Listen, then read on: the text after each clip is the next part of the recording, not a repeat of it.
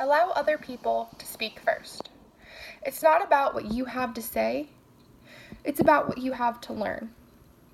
Many people have tried to master the art of selling. How do I sell more? How do I make a bigger profit? How do you adjust your sales pitch to gain a bigger profit?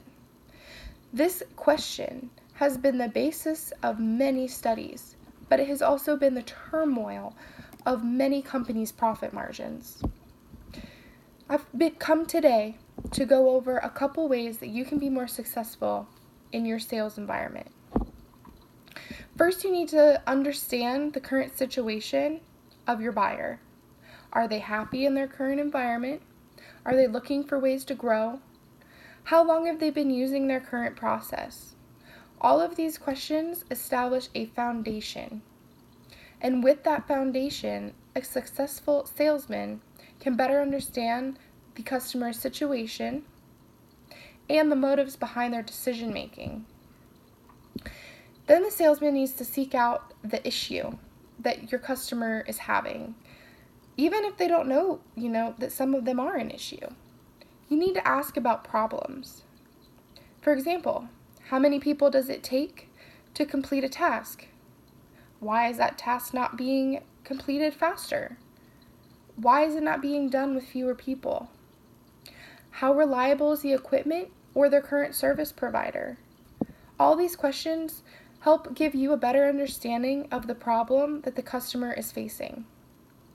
This will help you in the long run when coming up with a solution. You also need to look deeper into these issues. You need to understand the implications.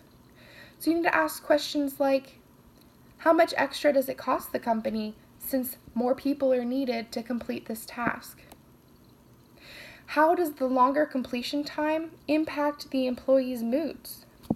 It's been proven in many studies that employees who are happy in their place of work have higher levels of productivity, and thus the company has higher levels of profit.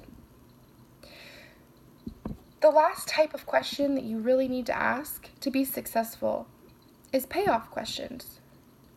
For example, when asking a question, ask, would this help if? Would it help if you had more people? Would it help if your machine took over half of the process? These questions are a transition into your sales pitch. I don't want to use the word sales pitch because you really should tailor what information you provide the customer by the problems that they're currently having. You don't need to give some dry, repetitive sales pitch over and over again, but you also need to understand your product. You need to understand the benefits of the product and how that can be used in multiple different ways. By asking the preliminary questions, by investigating the problems that they're having and how it affects your potential client, and by demonstrating how your company or your product can help them, this is going to build trust, and this is going to, in turn, in the future, make a sale. Each benefit that you provide the customer should portray the value and the capability of your product in helping them with their issue.